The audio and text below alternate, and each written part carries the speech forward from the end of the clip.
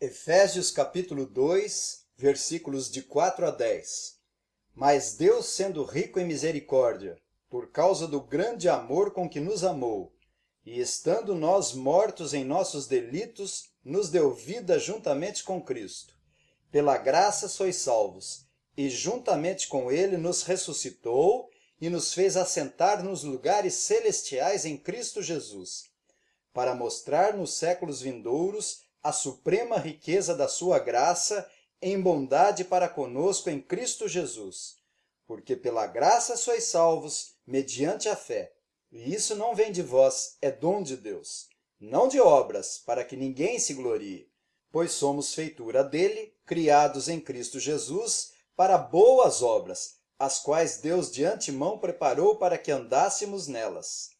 Senhor, nosso Deus e nosso Pai, nós te rendemos graças porque foi com benignidade que o Senhor nos atraiu, e foi com amor eterno que nos amou. Glorificado seja o teu santo nome e exaltados seus atributos, ó Pai de nosso Senhor Jesus Cristo, a quem devemos toda a honra, louvor e adoração. Graças te damos porque não foi por obras de justiça praticadas por nós, mas segundo sua misericórdia, o Senhor nos salvou mediante o lavar regenerador e renovador do Espírito Santo. Nós oramos agradecidos por esse trabalho, em nome de Jesus. Amém. Alguém pode perguntar, se o homem não tem o livre-arbítrio para decidir a sua salvação, ele não pode ser responsabilizado pela sua decisão. E Deus seria injusto em condenar alguém que não é responsável. Mas a resposta é que o homem só não é responsável se seus atos forem obrigados e não livres. Mas se os seus atos estiverem dentro da sua própria vontade, se ele voluntariamente praticar tais atos, mesmo que seja causalmente determinado por Deus, ele é livre e, portanto, responsável no que faz, pois age de acordo com a sua impetuosa natureza e inclinação. O homem vai para o inferno não é porque não é escolhido para a salvação, mas porque é culpado e merece, pois não quer se arrepender e se submeter ao Evangelho.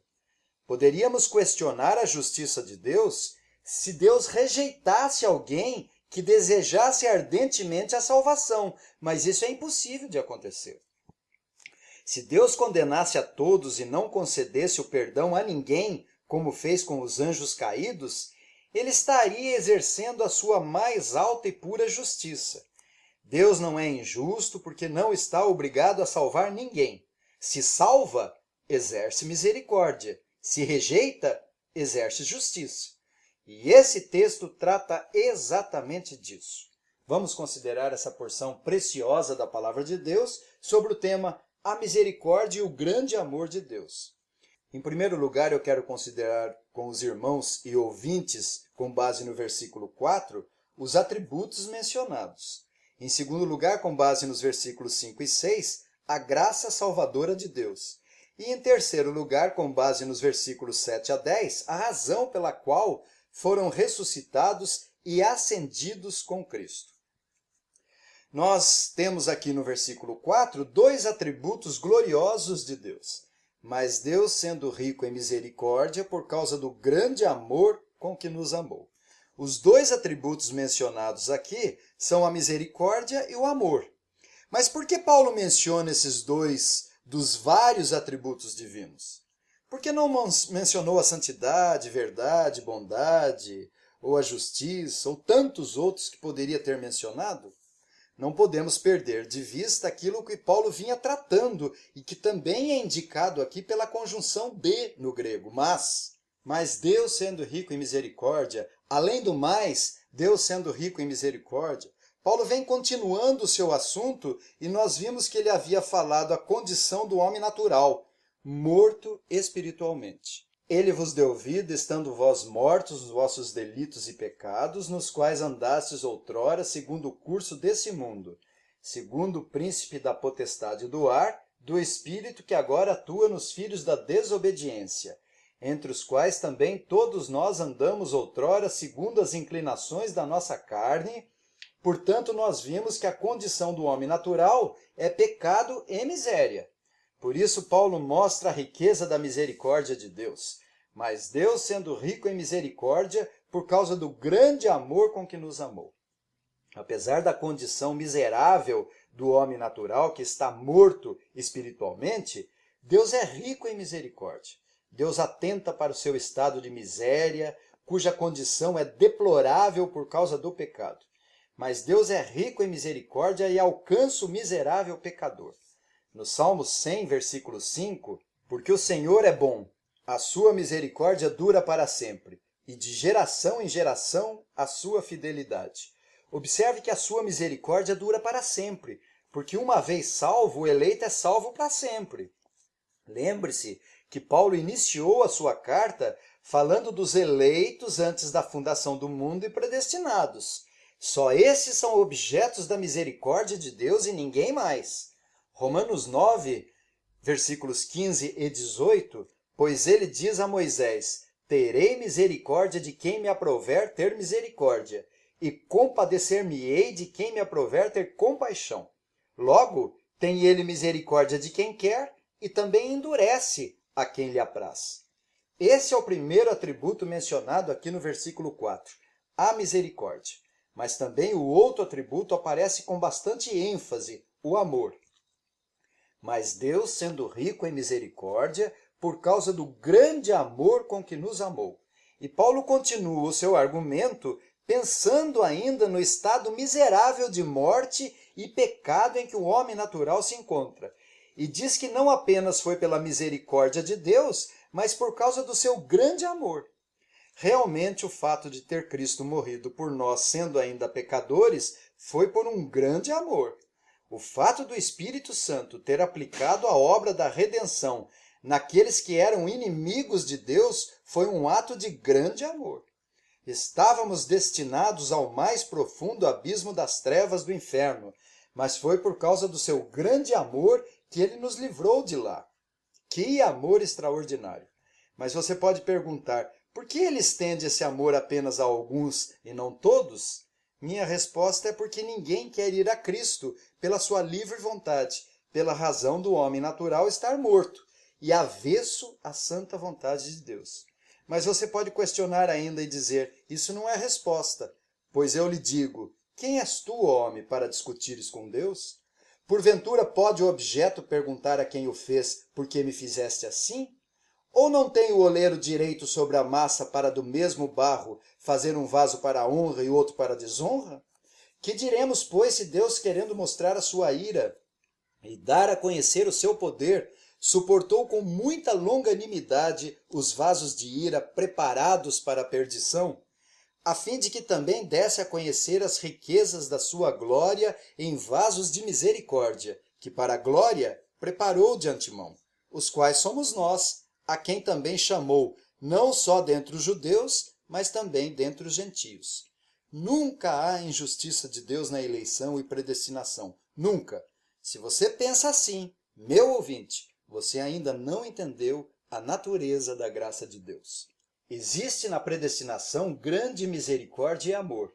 Deus amou o mundo, ou seja, todos os tipos de pessoas do mundo inteiro, toda raça, toda condição social, toda cor.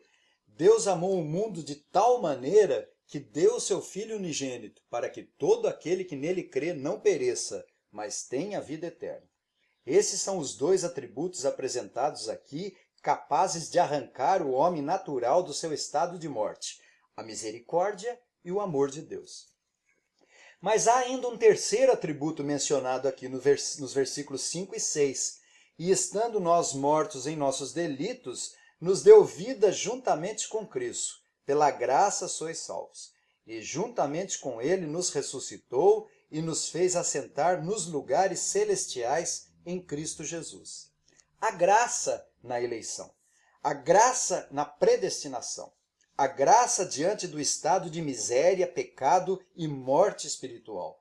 Paulo une a eleição e a graça em Romanos 11, nos versículos 5 a 8, dizendo, assim, pois, também agora, no tempo de hoje, sobrevive um remanescente segundo a eleição da graça. E se é pela graça, já não é pelas obras. Do contrário, a graça já não é graça. Que diremos, pois? O que Israel busca, isso não conseguiu, mas a eleição o alcançou, e os mais foram endurecidos, como está escrito. Deus lhes deu espírito de entorpecimento, olhos para não ver e ouvidos para não ouvir, até o dia de hoje. A natureza da graça é o fato de Deus estender o seu favor a pecadores inimigos. Deus estende o seu favor aos que o odeiam o seu nome e a sua vontade. Quando Paulo diz nos versículos 5 e 6, e estando nós mortos em nossos delitos, nos deu vida juntamente com Cristo, pela graça sois salvos, e juntamente com ele nos ressuscitou e nos fez assentar nos lugares celestiais em Cristo Jesus. Isso é pura mudança de estado e figura do novo nascimento. O homem miserável e morto passa do seu estado de morte e ressuscita e ascende com Cristo, mudando o seu estado. Agora ele faz parte das coisas que são de cima. Agora ele pensa nas coisas que são de cima, nas coisas que são do alto. Colossenses capítulo 3, versículo 1 e 2 diz, portanto, se fostes ressuscitados juntamente com Cristo, buscai as coisas lá do alto, onde Cristo vive, assentado à direita de Deus. Pensai nas coisas lá do alto, não nas que são aqui da terra. Por isso que Jesus falou para nós buscarmos o reino de Deus e a sua justiça em primeiro lugar, que as demais coisas nos serão acrescentadas. Regenerar, nascer de novo, nascer de cima ou nascer do alto é um ato realizado por Deus no coração do homem incapaz, depravado, corrupto e morto espiritualmente, concedendo-lhe nova vida espiritual e transformando-lhe radicalmente na sua natureza. Haverá um novo coração, um novo ego, uma mudança subjetiva que refletirá no seu caráter, fazendo com que se proceda a novos exercícios conscientes, voluntários e morais. Disse Jesus, apontando para a natureza humana: colhem-se porventura uvas dos espinheiros, ou figo dos abrolhos? Assim toda árvore boa produz bons frutos. Porém a árvore má produz frutos maus. Está lá em Mateus capítulo 7, versículos 16 e 17. E Tiago disse, acaso pode a fonte jorrar do mesmo lugar o que é doce e o que é amargoso? Acaso, meus irmãos, pode a figueira produzir azeitonas ou a videira figos? Tampouco fonte de água salgada pode dar água doce. Diz Tiago capítulo 3, versículos 11 e 12. É na regeneração que o homem começa a desfrutar do caráter e da mente de Deus. Caso contrário, se ele não nascer de novo, será uma árvore murcha, infrutífera, 2 vezes morta, desarraigada, como disse Judas. E não lhe restará outra alternativa senão ser cortada e lançada ao fogo, como disse João Batista, porque não foi ressuscitado com Cristo. Só um eleito no tempo determinado por Deus nascerá de novo, e isso não virá da vontade da carne, nem da vontade do homem, mas de Deus. Pois segundo o seu querer, ele nos gerou pela palavra da verdade, diz Tiago 1,18. Paulo disse que fomos contra a natureza enxertados em boa oliveira. É Deus quem inicia a regeneração. João Batista falou que o homem não pode receber coisa alguma se do céu não lhe for dada. O homem, portanto, não pode se autorregenerar, assim como o leopardo e o etíope não pode mudar a sua pele ou o seu couro. A regeneração é uma transformação rápida e instantânea no âmago dos pecadores, pois estando nós mortos em nossos delitos e pecados, nos deu vida juntamente com Cristo. E imediatamente passamos da morte para a vida, ao contrário da santificação, que é um processo gradativo, é um processo lento, aqui nessa jornada da vida rumo a Canaã celestial. Paulo falou aos Coríntios, e assim se alguém está em Cristo, é nova criatura. As coisas antigas já passaram, eis que se fizeram novas. E estando nós mortos em nossos delitos, nos deu vida juntamente com Cristo. Pela graça sois salvos. E juntamente com ele nos ressuscitou e nos fez assentar nos lugares celestiais em Cristo Jesus. Essa declaração, portanto, diz respeito ao novo nascimento, à regeneração do homem morto espiritualmente.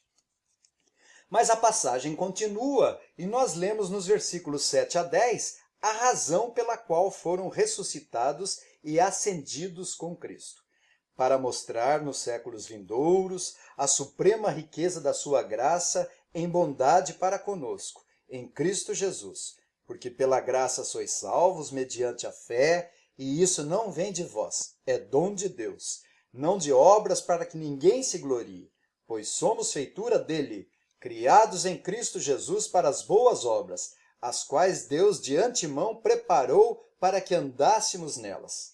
Qual a razão? Para mostrar pelos séculos dos séculos essa misericórdia, o grande amor, a bondade para com os eleitos que estavam no estado de miséria eternamente. Demonstraremos essa gratidão a Deus. Nós lemos no Apocalipse capítulo 7, 19, ao nosso Deus que se assenta no trono e ao Cordeiro pertence a salvação.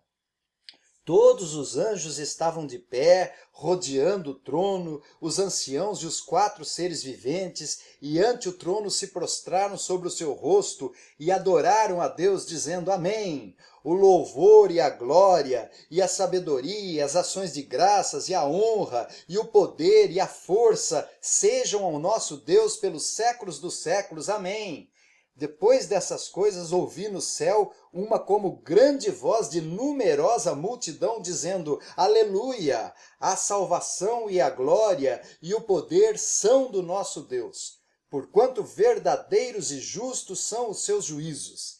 Essa é a razão da igreja glorificar o nome do Senhor Jesus, reconhecer a sua obra, magnificar a sua pessoa e louvar os seus atributos.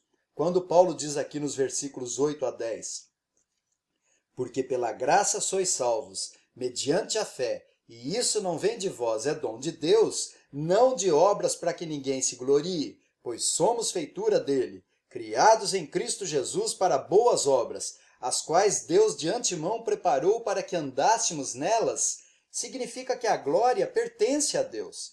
A ação da salvação é do Senhor. Ele quem inicia a salvação. A graça não depende das obras, mas as obras sim dependem da graça.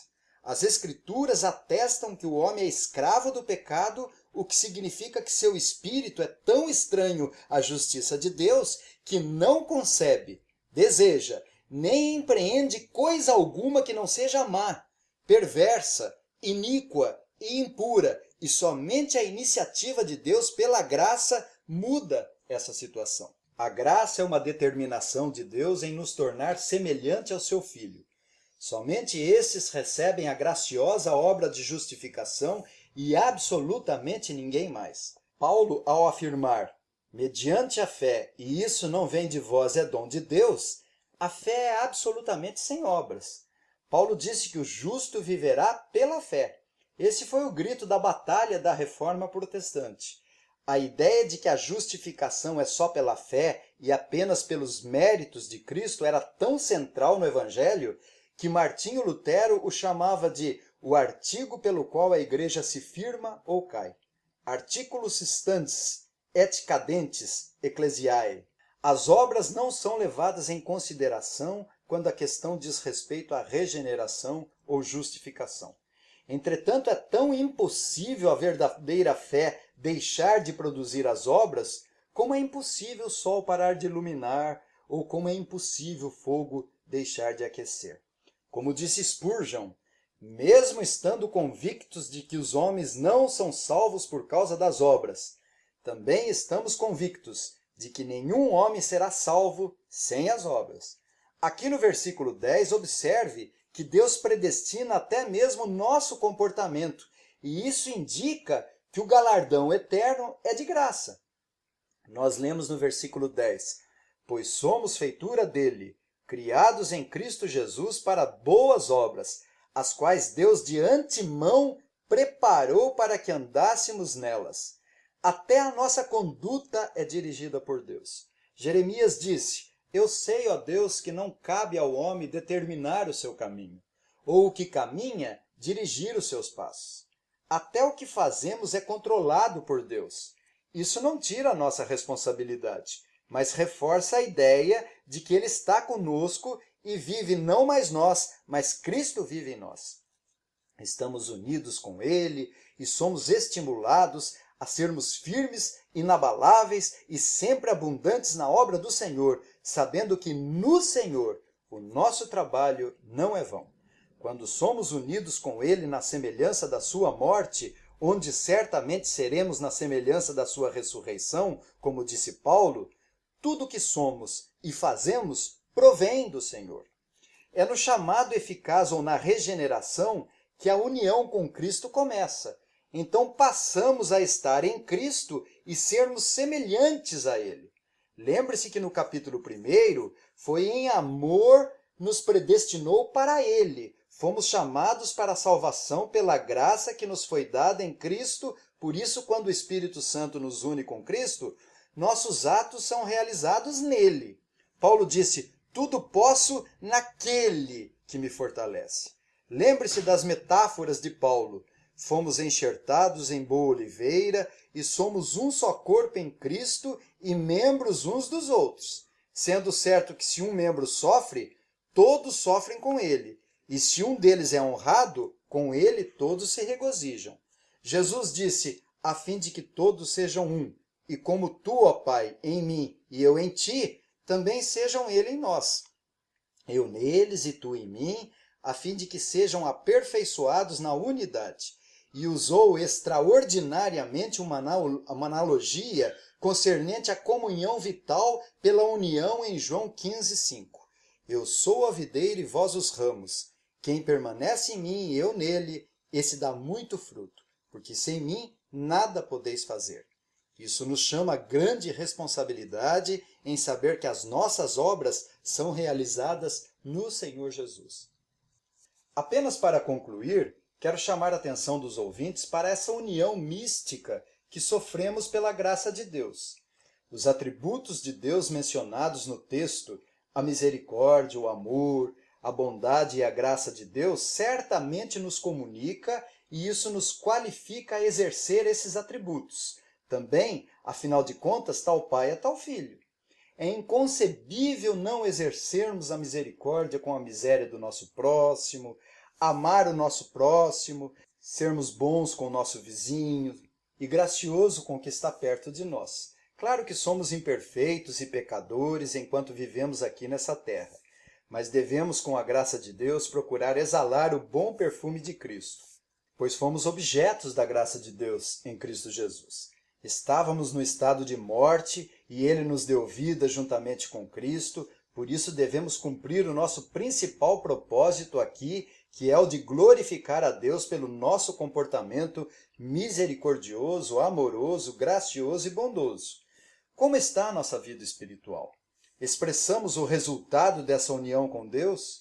Muitos que frequentam a igreja e se dizem cristãos estão no grupo dos religiosos, moralistas e legalistas, mas ouvirão do Senhor, ai de vós escribas e fariseus hipócritas, guias cegos, insensatos, limpais o exterior do copo e do prato, mas estes por dentro estão cheios de rapina e intemperança.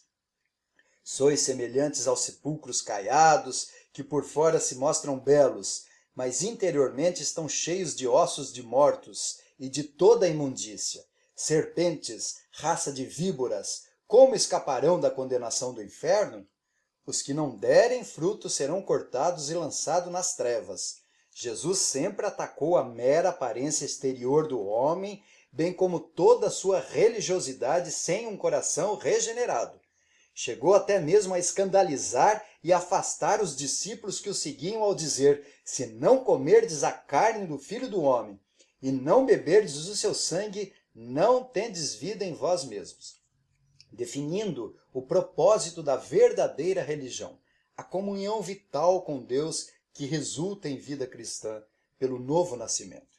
Mas Deus, sendo rico em misericórdia por causa do grande amor com que nos amou, e estando nós mortos em nossos delitos, nos deu vida juntamente com Cristo.